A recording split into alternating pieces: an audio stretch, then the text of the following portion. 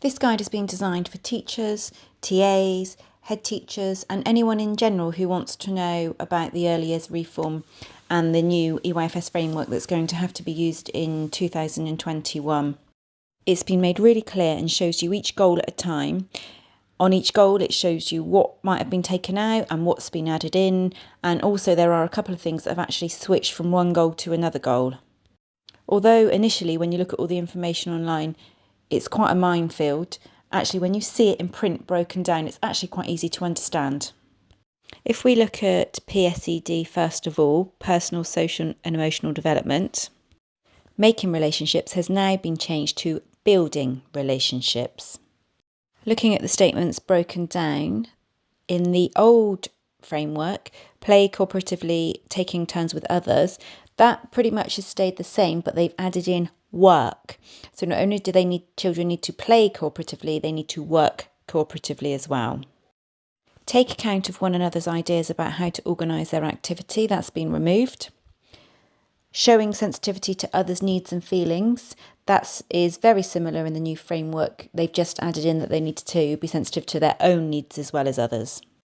Whereas before they had to form positive relationships with adults and other children, they've now got to form positive attachments to adults and friendships with their peers.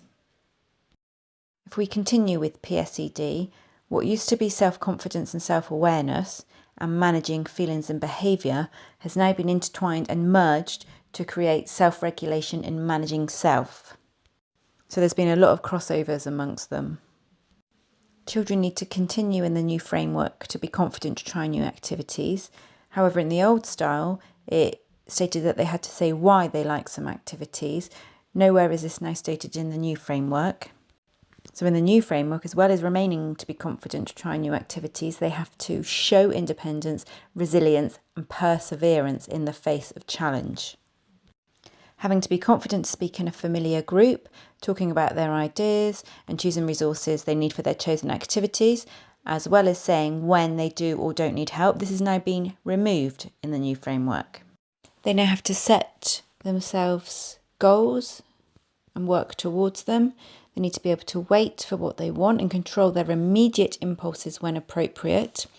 They have to give focused attention to what the teacher says, responding appropriately even when they're engaged in activity, and show an ability to follow instructions involving several ideas or actions. Children still need to be able to talk about their own feelings and those of others. They need to show an understanding as well as being able to talk about it. And in the new framework, they actually have to regulate their behaviour accordingly. So not just knowing the consequences like they did previously, but knowing what they need to do to regulate themselves. Previously, it was stated that they needed to understand and follow the rules. This is now stepped up a gear and they need to be able to explain the reasons for rules. So they need to fully understand them and be able to give explanation of why we have the rules in place. It doesn't state anywhere now in the new framework about children adjusting their behaviour to different situations and taking changes of routine in their stride. One big noticeable change in PSED is that they've moved from physical development, they've moved managing their own basic hygiene and personal needs, including dressing, going to the toilet and understanding the importance of healthy food choices. So this is now changed from PD to self-regulation and managing self. If we move on to communication and language, previously you had listening and attention, understanding and speaking. Now you only have two. Listening, attention and understanding is combined as one, and then the second one is speaking. If we look at listening, attention and understanding first, children are still expected to listen attentively in different situations. However, it goes into more detail of what is expected of them. They have to respond to what they hear with relevant questions, comments and actions when being read to and during whole class discussions and small group interactions. So within this is the old understanding statements about answering how and why questions. In the new framework, it's not so specific about what questions that they have to ask, they just have to be relevant to what's going on.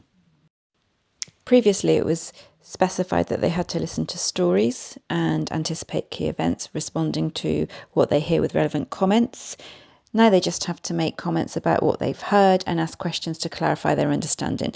So that could be any conversation, any genre of text, any conversation between adults, between peers, and anything within the classroom really. There's still an expectation that whilst they are engaged in an activity, they have to not only give their attention to what others say like they had to previously, they have to be able to actually hold a conversation whilst continuing an activity. Speaking in the new framework goes into a bit more detail. They are still expected to express themselves, their ideas and their feelings about different experiences. The new framework, however, details that they must be using full sentences, so they must be talking in full sentences. They are expected to include past, present and future tenses, as well as making use of conjunctions. However, this doesn't need to be done independently. It can be modelled and supported from the teacher. It no longer states that they need to develop their own narratives. However, they do need to continue to offer explanations for why things might happen. Makes it clear several times that they need to be using recently introduced vocabulary from stories, non-fiction, rhymes and poems. They need to be participating in small group, class and one-to-one discussions, offering their own ideas. And again, it states that they need to be using vocabulary that has been recently introduced to them. Moving on to physical development, there's quite a big change here with the way things have been worded. It no longer states moving and handling. This is now stated as gross motor skills and fine motor skills. The statements within moving and handling are still there amongst gross motor skills and fine motor skills, as you can see if you look across the two. However, there are a lot more green statements highlighted that have been included. It specifically states that they should be using strength and balance in their movements. They should be beginning to show accuracy and care when drawing. Previously it spoke that they should be confident using a range of ways of moving. Now it actually details that they should be running, jumping, dancing, hopping, skipping and climbing. It states that they should be holding their pencil effectively to prepare for being a fluent writer, and it actually states that they should be using the tripod grip in almost all cases. They should be seen to be using a range of small tools, including scissors and paintbrushes. And what's quite an important thing that has been now put in is that they are expected to use cutlery properly. As I mentioned earlier, when we were looking at the PSED section, health and self-care no longer exists in physical development. That has moved to personal, social, emotional and development section. There hasn't been a huge change under reading in literacy. The statement is now gone from reading to word reading, and the new framework does add a bit more detail as to what the expectations are. It specifically states that children should read aloud sentences and books that are consistent with their phonics knowledge, and states they should be sound blending to do this. It's changed its wording from common irregular words to common exception words, so children are expected to read some common exception words still. Previously it stated that they should demonstrate understanding when talking with others about what they've read. This has now been taken out. And something that's been added is that they are expected to say a sound for each letter in the alphabet and at least 10 digraphs.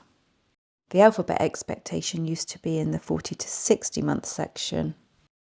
But now this and at least 10 digraphs needs to be known before the end of reception.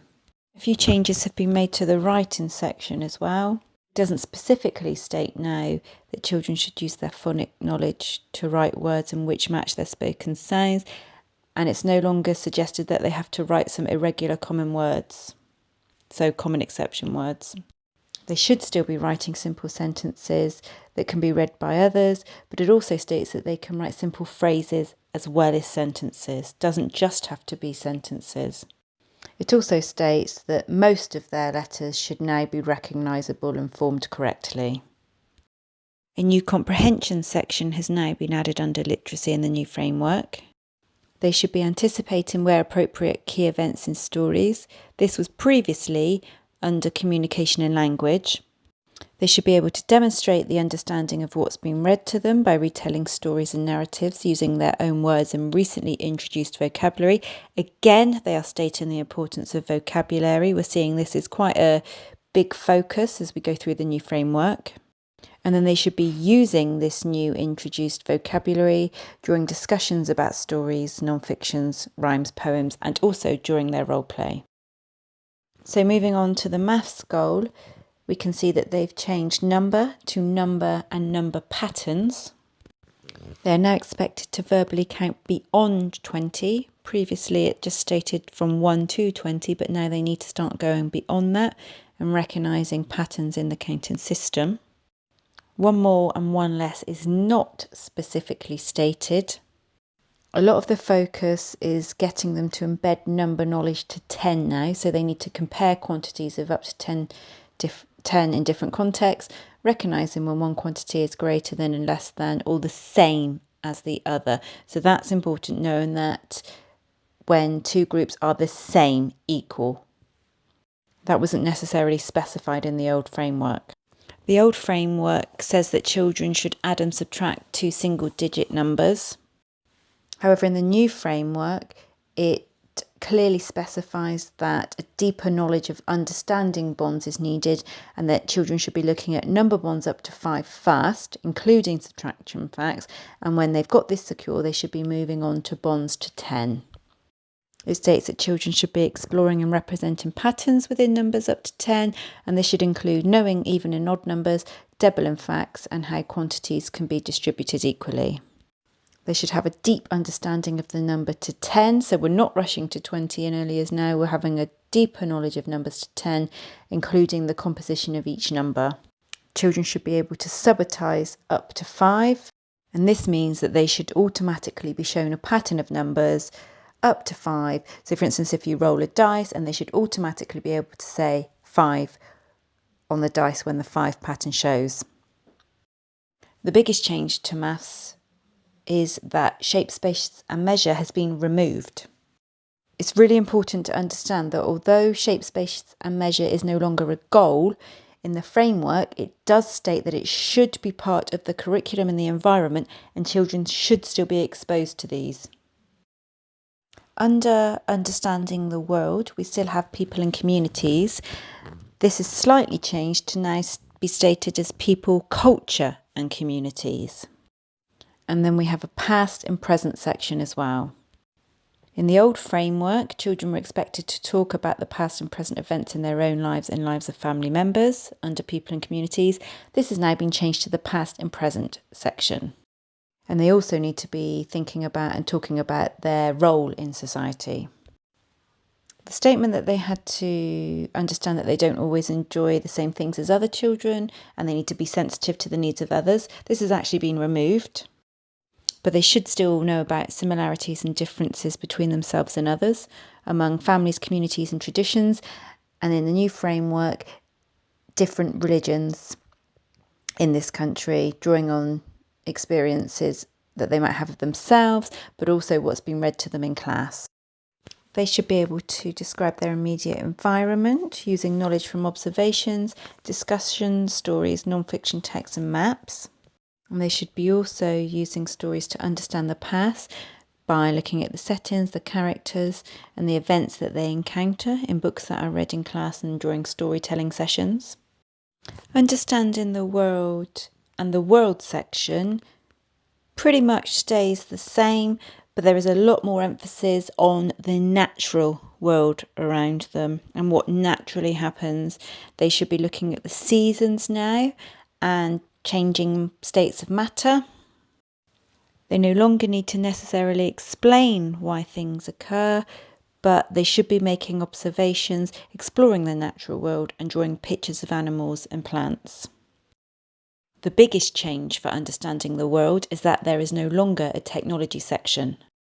This isn't to say that children shouldn't be around technology, as it is so important now in this day and age. However, they no longer need to be assessed on their use of technology. And finally, we move on to art and design. It's mostly the same. slight changing in the wording. You've got creating with materials now and being imaginative and expressive. It clearly states that well-known nursery rhymes and songs should be sang. They should be performing songs, rhymes, poems and stories with each other. It says that they should be inventing, adapting and recounting narratives and stories. Children should be sharing their creations and explaining the process that they have used. And they should be making use of props and materials when role-playing characters in narratives and stories. So ultimately, not a huge amount has changed within art and design. There's been a slight change to the headings, and the statements have more detail added to them. I hope you found this video useful, and please subscribe below to see more videos related to early years